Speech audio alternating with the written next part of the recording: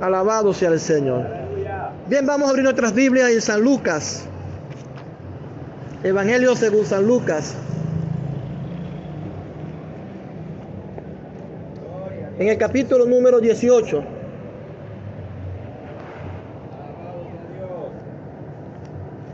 Evangelio según San Lucas, capítulo 18.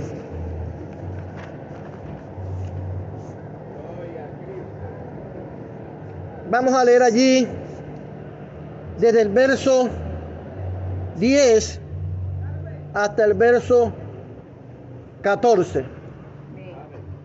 Versículo número 10 hasta el versículo 14 del Evangelio según San Lucas, capítulo 18. Y leemos así en el nombre del Padre, del Hijo y del Espíritu Santo. Amén.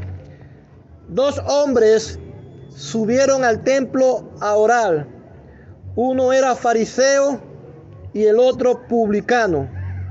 El fariseo, puesto en pie, oraba consigo mismo de esta manera: Dios, te doy gracias, porque no soy como los otros hombres, ladrones, injustos, adúlteros, ni aun como este publicano. Ayuno 2 veces a la semana, doy diezmo de todo lo que gano. Mas el publicano, estando lejos, no quería ni aun alzar los ojos al cielo, sino que se golpeaba el pecho diciendo: Dios, sé propicio a mí, pecador. Os digo que éste descendió a su casa justificado antes que el otro, porque cualquiera que se enaltece será humillado, y el que se humilla será enaltecido. Amén. Bien, les invito a que cerremos los ojos y oremos. Padre, en el nombre de Jesucristo, te damos gracias, Señor, en esta tarde. Muchas gracias, Señor, por esta reunión tan linda que estamos celebrando. Gracias, Señor, por las visitas que hoy tenemos en este lugar. Gracias, Dios mío, por la iglesia que se ha hecho presente en este hogar. Gracias por la familia dueña de esta casa que ha tenido a bien permitirnos hacer este culto, Señor, en este lugar. Gracias, Dios mío, por el pastor Rolando Bravo y por toda la iglesia del sector El Carmen. Gracias, muchas gracias. Señor, te adoramos en esta hora, te bendecimos. Sabemos que tú estás en este lugar. Tú eres real entre nosotros, Señor. Tú eres todopoderoso. Nada hay imposible para ti. Gracias, gracias, Señor, porque sabemos, Dios, que donde tú estás, allí hay libertad. Donde tú estás, Señor, no hay cadenas, no hay ataduras. Donde tú estás, Señor, no hay tristeza, no hay amargura. Donde tú estás, Señor, no hay muerte. Oh, Señor, tú estás aquí, aleluya. Tú eres real entre nosotros, aleluya. Tú eres poderoso, Dios mío, y ante ti nada ni nadie puede resistirse. Grande, grande, grande, grande, poderoso, aleluya, aleluya. Delante de ti, Dios mío, toda rodilla se doblará. En esta noche, Dios mío, delante de ti todo demonio se va. Delante de ti, Señor, toda oposición desaparece. En el nombre de Jesucristo, te adoramos, te adoramos, te adoramos, Señor. Toda enfermedad se va en el nombre de Jesucristo. Toda opresión del diablo desaparece en el nombre de Jesucristo. Oh, en esta noche se va toda cadena que esté atando, que esté cautivando, Señor, las mentes, los corazones de quienes puedan estar aquí. En el nombre de Jesús, Señor, tú eres real, te adoramos, te adoramos. Si alguien puede levantar la mano, hágalo, aleluya. Si alguien puede decir gloria a Dios con sus manos levantadas, hágalo, aleluya. Si alguien puede decir aleluya, gloria a Dios con sus manos alzadas, hágalo, aleluya. Oh, porque levantar las manos es señal de libertad. Levantar las manos es señal de victoria. Levantar las manos es señal de que estamos en victoria. Aleluya, aleluya, aleluya, aleluya, aleluya. Sí, Señor, te adoramos. Sí, Dios, te bendecimos. Tú eres real. Oh, aleluya. Oh, aleluya. Aleluya. Bendecimos tu nombre, Señor. Bendecimos tu nombre, Dios. Te adoramos de todo corazón, aleluya. Te bendecimos en esta noche, Dios. Te bendecimos, te adoramos. Oh, divina presencia del Señor esta noche. Te adoramos, aleluya.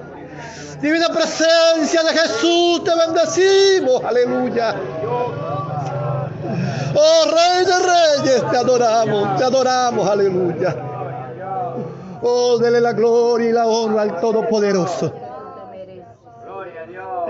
Dele la honra a Cristo que está aquí en esta noche, aleluya. Oh, en esta noche, Jesús, tú eres el invitado especial aquí.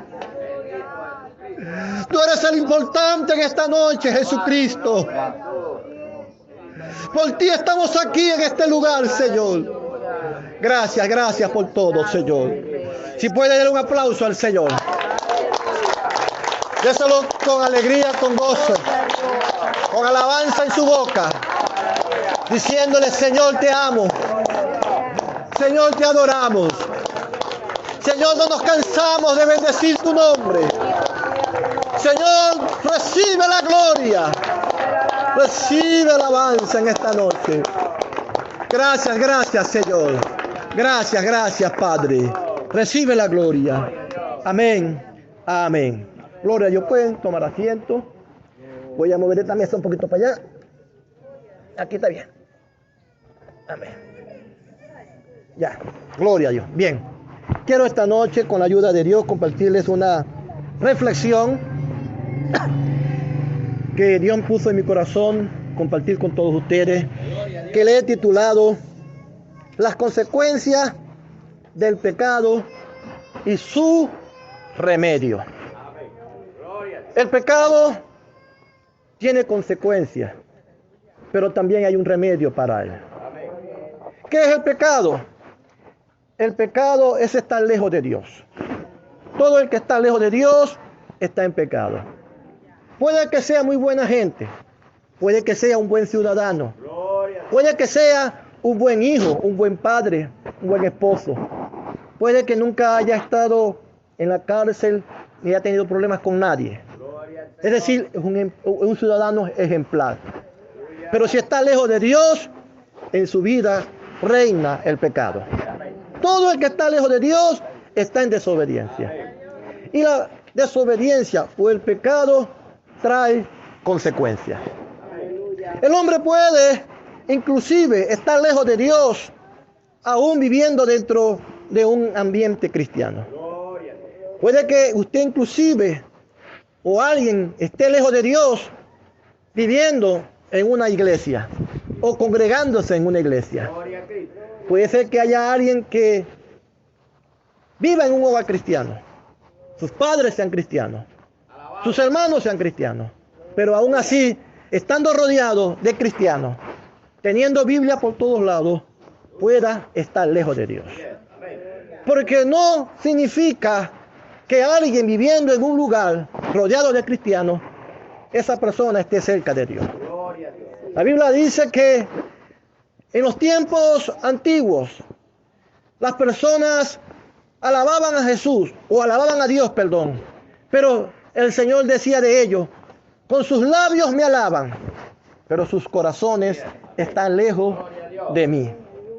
Inclusive hay cristianos o hay personas que cambiaron de religión católica a la religión evangélica. Es decir, viven en el evangelio como si se tratara de una religión. Viven en el evangelio de la misma manera o casi de la misma manera como vivieron en la religión en la que ellos fueron criados.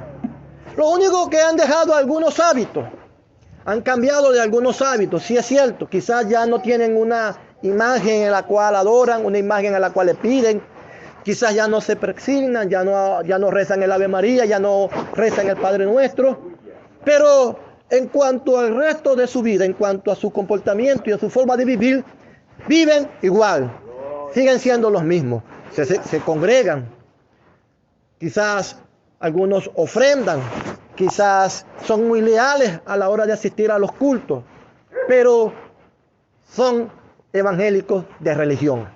No son evangélicos de haber nacido de nuevo. No son evangélicos porque hayan nacido de nuevo o porque se hayan convertido en nuevas criaturas. El evangelio, el apóstol Pablo dijo que era poder de Dios. El evangelio tiene el poder de transformar a las personas. El evangelio tiene el poder de hacer que algo o que alguien, con cualquiera que haya sido su conducta, cualquiera que haya sido su comportamiento, esa persona sea una nueva criatura. De modo que si alguno está en Cristo, nueva criatura es. Hoy en día existen muchos evangélicos religiosos. Van a las iglesias, se congregan, pero cuando salen de allí, se van a una cantina, se van a jugar dominó, se van a jugar bolas criollas, se van a beber cerveza y luego al siguiente semana vuelven otra vez a la iglesia. Eso se llama vivir una religión. Y los que viven en una religión, la Biblia lo dice claramente, no serán salvos. Solo los que viven el evangelio como Dios lo enseñó. A Dios damos toda la gloria. Y el ejemplo lo vemos acá donde hemos leído esta parábola. Dice que habían dos hombres. Uno era fariseo y el otro era un recolector o un colector de impuestos. Así se le llamaba o se le llama al publicano. Un recaudador de impuestos. El fariseo era una persona que según él se creía justa, se creía honorable, se creía mejor que los demás. Él decía en su oración, gracias a Dios porque yo no soy como este publicano pecador. Yo me congrego, yo oro, yo ayuno, yo doy diezmo, etc. El publicano pecador tenía otra actitud. El publicano pecador dice que ni siquiera se atrevía a levantar su mirada al cielo. Vemos allí entonces que el fariseo estaba en el templo. El fariseo se creía justo, se creía santo, pero para los efectos de Dios, él no era nadie. Porque el mismo Jesús dijo que ese hombre no descendió justificado a su casa. ¿Por qué? Porque era un religioso. Y el religioso es aquel que vive de apariencia. El religioso es aquel que quiere que todos lo vean, que todos vean su piedad, que todos vean su espiritualidad, pero solo para que las personas lo reconozcan, pero no vive en realidad esa clase de vida. Dentro de sí mismo, o a escondida, o en lo oculto, o en lo secreto, vive otra vida. A Dios damos toda la gloria. Y el que todo lo ve, lo está viendo, lo está observando. Gloria a Dios. Pero aquí me llamó la atención, fue la declaración que hizo el publicano, el colector de impuestos. Él hace una declaración en una traducción que yo tengo acá en mi Biblia, en el versículo número 13, dice así: pero el colector de impuestos, parado desde lejos, ni siquiera levantaba sus ojos al cielo, sino que mantenía golpeando su pecho y diciendo: Dios, aléjate, Dios, aleja tu ira de mí, que soy un pecador. Esta traducción me llamó la atención porque la respuesta o la reacción del pecador ante Dios fue: aleja tu ira de mí. Él reconoce que por su condición de pecador, que por su rebeldía, por su condición de desobediente, él merecía la ira de Dios. Y es que el pecado, la primera consecuencia que produce en el ser humano es que ella desata la ira de Dios sobre el hombre. La Biblia dice allá en los Salmos que Dios está airado todos los días. con el impío, con el pecador. Todos los días Dios está enojado. Uno a veces piensa que Dios es un Dios que sonríe, que es un Dios que es bonachón. Sí, puede que sea que Dios no siempre ande de mal humor, pero la Biblia dice claramente, y la Biblia es la palabra de Dios y ella no se equivoca, que Él está todos los días del mundo enojado con el pecador, con el impío. El pecado trae la ira de Dios. El pecado trae consecuencias. El pecado aleja la paz de Dios, aleja la bendición de Dios. Cuando Jesús estaba en el Calvario, cuando Jesús fue colocado en el Calvario, fue clavado en la cruz, eso todo era parte de un plan. Eso no fue nada que se hizo por casualidad, porque el destino así lo decidió. Todo fue parte de un programa, inclusive un programa que se estableció, que se diseñó antes de la fundación del mundo. Ya en la eternidad, Dios diseñó ese plan. Y allí en la cruz del Calvario, la Biblia nos dice que Jesús se hizo pecador por causa de nosotros. Todo el pecado de la humanidad cayó sobre Él. Y en ese momento, las Escrituras dicen que Jesús exclamó estas palabras: Padre, Padre, ¿por qué, oh Dios mío, por qué me has desamparado? En ese momento Jesús sintió que la presencia del Padre, que nunca se había despegado de Él, que la comunión del Padre, con la que había estado desde la eternidad siempre en comunión, se había apartado de Él. Y la razón fue porque el pecado en ese momento recayó sobre Jesús y se hizo Jesús pecador y se hizo Jesús maldición por causa de nosotros. Eso nos enseña que aún la ira de Dios, que aún el juicio de Dios se apartó Dios de Jesús por causa del pecado. En ese momento Dios miró a otro lado. Dios miró a otro lado. Porque cuando hay pecado, Dios tiene que mirar a otro lado. Cuando hay pecado en una familia, cuando hay pecado en un hogar, Dios tiene que mirar a otro lado. Cuando hay pecado en un pueblo, en una comunidad, Dios tiene que mirar a otro lado. Cuando hay pecado en un país, Dios mira a otro lado. Y cuando hay pecado en una iglesia, Dios mira a otro lado. Y eso trae como consecuencia su ira, la ira de Dios. ¿Y en qué forma se traduce la ira de Dios? Se traduce de muchas maneras. La ira de Dios se traduce mediante juicios, mediante enfermedades, mediante ruina, mediante pestilencia, mediante muchas cosas que Dios permite. Le da puerta libre a Satanás para hacer cuanto él quiere. Porque cuando uno entra en esa condición, cuando uno entra en esa condición de desobediencia y de pecado, uno le está diciendo a Satanás: entra a mi casa. Tienes puerta libre. Tienes puerta abierta para que tú hagas conmigo lo que quieras.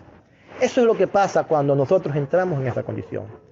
Cuando estamos en Dios, en nosotros o alrededor nuestro hay un vallado. Hay una protección, hay un cerco. Y ese cerco y esa protección no deja a Satanás hacer lo que él quiere. No permite que el diablo venga y haga lo que quiere con tus hijos. No permite que el diablo venga y haga lo que quiera con tu familia.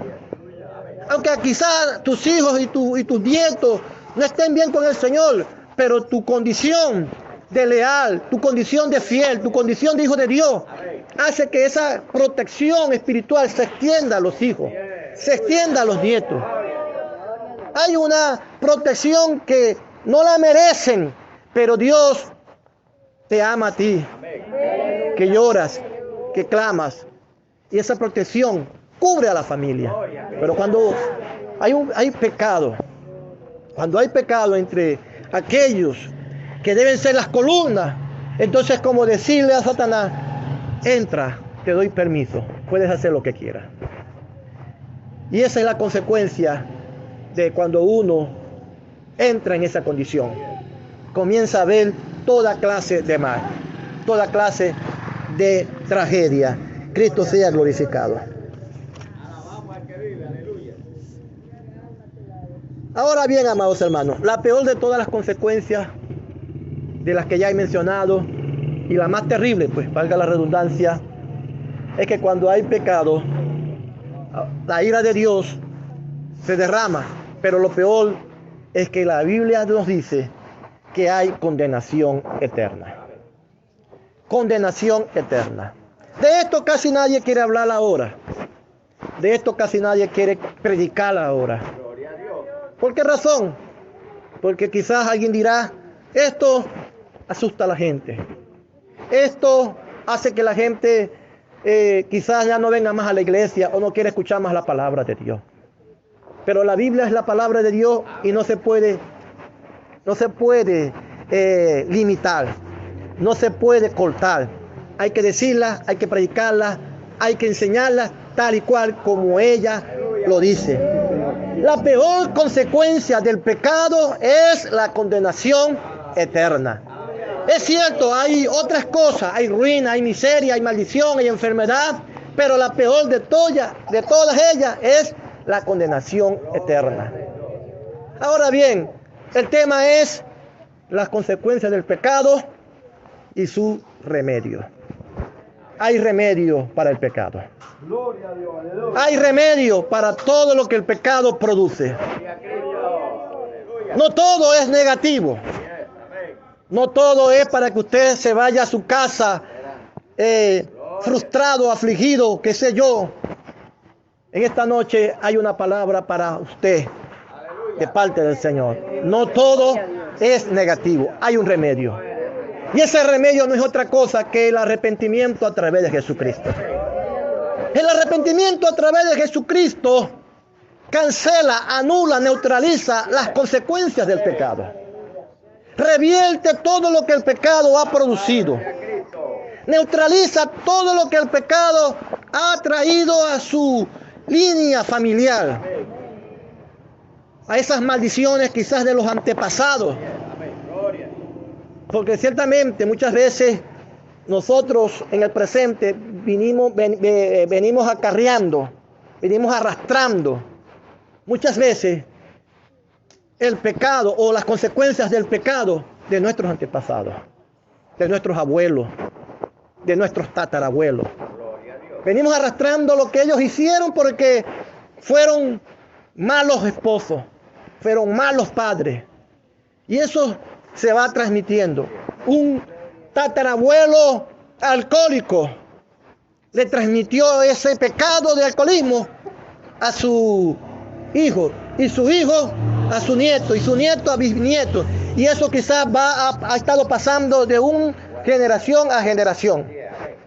Los vicios pueden ser transmitidos. Las malas conductas, los malos comportamientos se transmiten. Hay familias que se le han hecho estudios de genealogía y se ha descubierto que son estafadores porque vienen de familia. Toda su familia atrás ha sido estafadora. Pero hay un remedio para el pecado y ese remedio se llama el arrepentimiento a través de Jesucristo. Jesucristo tiene el poder para romper con los efectos del pecado. Tiene el poder para romper con las consecuencias que el pecado ahora mismo ha estado haciendo sobre tu vida, sobre tu familia. En un instante, Dios puede romper estos efectos, cancelar estos efectos. Pero hay que tomar una decisión, porque nada es automático. Esto no es automático. Esto implica una decisión. Usted hoy está acá en esta noche. Le hablo a los amigos, le hablo a los que no son cristianos, le hablo a los que están apartados o lejos del Señor. Usted que quizás está aquí esta noche esperando que una bendición de Dios venga sobre su vida. Pero le quiero decir una cosa, la bendición no es automática. La bendición no la consigue usted por estar aquí sentado solamente. La bendición no la consigue usted porque quizás fue el domingo a la iglesia o porque quizás vaya 2 veces a la iglesia a la semana. No, hermano, no, amigo. Eso no es automático.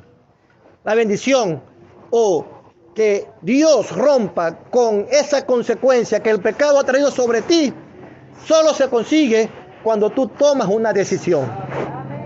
Y esa decisión no es otra que arrepentirte a través de Jesucristo. Es decir, reconocer tu condición, pidiéndole perdón a Dios. Pidiéndole perdón a Dios y diciéndole al Señor que hasta aquí, que hasta ahora, ya no más con el pecado, ya no más con esa vida, que ahora quieres estar con Él. A partir de allí hay entonces una reversión. Todo lo que el pecado ha traído sobre tu vida comienza a retroceder y en ti comienza a florecer o empieza a surgir las promesas de Dios. Empiezan a cumplirse las promesas de Dios. Eso quizás no va a ser de un día para otro, pero en la medida que tú le eres fiel a Dios y creas en Él, confíes en Él, esas promesas se van a ir cumpliendo. Esa fortaleza Dios te la va a ir dando, pero no es automático. Hay que confiar en Él. Vamos a leer acá un versículo de la Biblia en el libro de los Hechos. Libro de los Hechos, en el capítulo 2. En el versículo número 38. Dice, Pedro les dijo, arrepentíos y bautícese cada uno de vosotros en el nombre de Jesucristo para perdón de los pecados, y recibiréis el don del Espíritu Santo. Capítulo 3, verso 19. Dice, así que arrepentíos y convertíos para que sean borrados vuestros pecados, para que vengan de la presencia del Señor tiempos de refrigerio. Se fijan que hay promesas. El primer versículo que leímos dice, para que venga sobre ustedes el don del Espíritu Santo. Y este segundo versículo dice, para que vengan del Señor tiempos de refrigerio. Son promesas, son bendiciones, pero eso no es automático. Lo anterior dice que hay que arrepentirse, que hay que convertirse.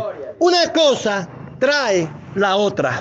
Es decir, yo busco a Dios, yo me acerco a Dios, y el resultado de buscar y acercarme a Dios es que Dios me da su presencia, que Dios me da su Espíritu Santo, que Dios me da refrigerio, que Dios me da su protección, porque sus promesas están vigentes, pero ellas solo están vigentes para aquellos que cumplen este requisito.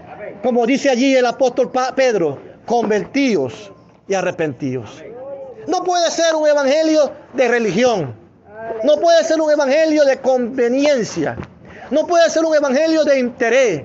Voy a la iglesia por un favor. Voy a la iglesia para que Dios me ayude.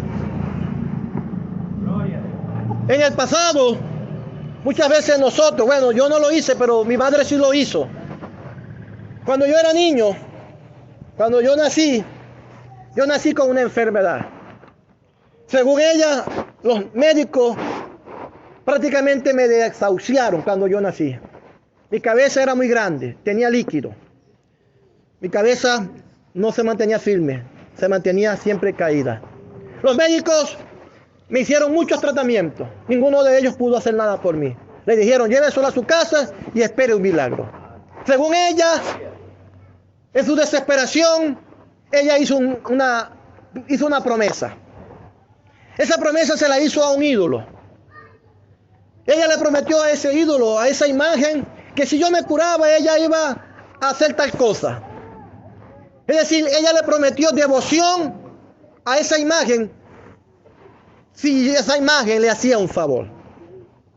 Lo cierto es que yo no me morí, pero no fue porque la imagen lo quiso.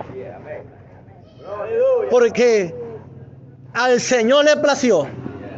Antes de que yo naciera, ya Él me había visto en el vientre de mi madre. A los 12 años el Señor me salvó. Decían los médicos que a los 18 años o cuando me redesarrollara quizás yo no iba a ser normal de la cabeza. Porque me sacaron mucho líquido de la mente, de la cabeza, del cerebro. Y resulta ser que no solo fui normal, sino que soy muy inteligente. A Dios doy la gloria. Porque tengo a Cristo en mi corazón. Tengo a Cristo en mi corazón. Y la Biblia dice que esa es la verdadera sabiduría. Amén. Porque tomé la mejor decisión. Pero lo que quise decir acá es que algunos hacen así. Hacen promesas de devoción por un milagro, por un favor. Es decir, yo me convierto, yo me congrego, yo voy a dar esto, voy a dar una ofrenda, voy a hacer aquello. Todo son promesas que le hacen al Señor buscando un favor. Algunos dirán, algunos quizás pedirán, Señor, si tú me das una pareja, mi esposa, yo prometo que voy a servirte. Señor, si tú me das mi novio, yo prometo que voy a servirte, dirá una chica. Son promesas y se comprometen con Dios buscando algo. Pero eso no es lo que Dios quiere. Eso se llama religión.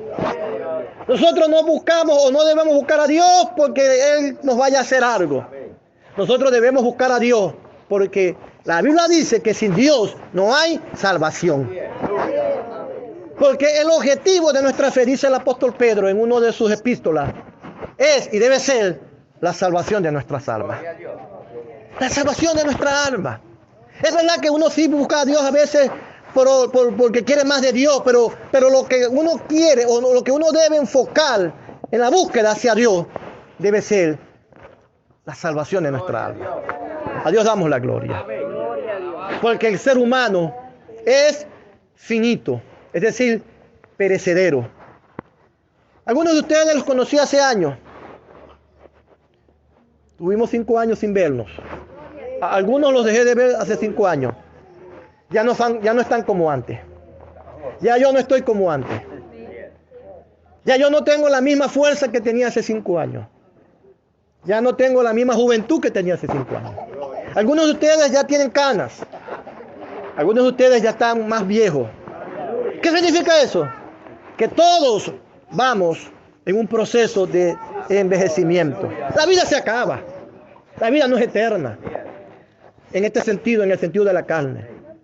Entonces, ¿cómo es que si nosotros, conscientes de que no somos perdurables, que no somos duraderos, que nos vamos a acabar, nos descuidamos, nos apartamos, nos alejamos de Dios? ¿Cómo es que nosotros, sabiendo de que la vida se nos puede ir en un instante, por muy fuerte o saludable que estemos, o muy joven que nos veamos, también la vida se nos puede ir en un instante? Cualquier cosa puede pasar y quitarnos la vida. ¿Cómo es que nosotros vamos a estar viviendo alejados de Dios? Esa es una pregunta que yo a veces me hago y no entiendo por qué la gente se aleja de Dios. ¿Por qué la gente no quiere a Dios si la vida es finita, la vida es perecedera? ¡Ay de aquellos!, dice la Biblia por allá en Hebreo, que descuidan una salvación tan grande. Esto va para los cristianos o para los que se han descarriado. ¡Ay de aquellos! ¿Cómo es que hay gente que ha conocido a Dios, que ha visto su gloria, su amor, que ha visto su bondad en su vida, y porque hubo una prueba en su vida, o porque alguien quizás lo decepcionó, porque quizás alguien le trató mal, por esas tonterías se han alejado de Dios? Porque quizás un hermano de la iglesia le miró mal o lo trató mal, como que si ese hermano fuera a salvarlo. Tonterías, por esas tonterías, muchos se han alejado de Dios. ¿Qué excusa le van a dar a Dios cuando estén delante de Él en aquel gran día? Cuando Jesucristo mismo, como decía nuestro pastor en estos días, fue crucificado en la cruz, fue maltratado en la cruz, fue escupido, fue ofendido, fue insultado. Y sus últimas palabras, ¿cuáles fueron? Perdónalo, Señor, porque no saben lo que hacen. No hay excusa para alejarse del Señor. No hay excusa. Las consecuencias del pecado son terribles, pero el remedio es glorioso. El remedio se llama Jesucristo. Hay que arrepentirse y buscar a Cristo. Y frente a eso, o como consecuencia de eso, todas las consecuencias del pecado serán anuladas. Gloria a Dios. Yo no sé cuántas personas hay acá que están apartadas. Yo no sé cuántas personas hay acá que no son cristianas. Pero en esta noche, esa ha sido la palabra que Dios ha puesto en mis labios para ustedes. Vamos a estar de pie. Y quiero hacer el llamado mientras la iglesia ora. Allí en voz bajita, vamos a orar. Mientras ustedes oran allí en voz baja. Gloria a Dios. Ahora voy a echar la mesa un poquito para atrás. Mientras usted allí ora en voz baja, aquí va a haber un espacio abierto para todo aquel que en esta noche quiera acercarse a Dios. Lejos de Dios, yo no le recomiendo a nadie que viva. Lejos de Dios hay muerte espiritual, porque la paga del pecado es muerte. Lejos de Dios, el diablo tiene licencia para hacer con tu vida lo que quiere. Lejos de Dios, los demonios poseen las vidas. Lejos de Dios, la ruina y la enfermedad hace estrago. Pero en Dios hay salvación. Yo no te prometo que vas a ser rico. Yo no te prometo que vas a ser próspero. Yo no te prometo que vas a vivir libres de problemas. Por el contrario, problemas van a venir, quizás muchos más. Lo que sí te prometo es que en Cristo Jesús hay salvación y vida eterna. No te prometo bienes materiales, pero te prometo que en Jesucristo tú eres salvo y tienes como herencia el reino de los cielos. Tienes como herencia la salvación. Tienes como herencia las calles de oro allá arriba. Eso es lo que te puedo prometer esta noche. No te prometo nada más. Si Dios te quiere bendecir, si Dios te quiere prosperar, pero lo que Dios te promete por encima de todo es que si tú le entregas tu corazón a Dios, que si tú te acercas a Dios, tu vida pasará de muerte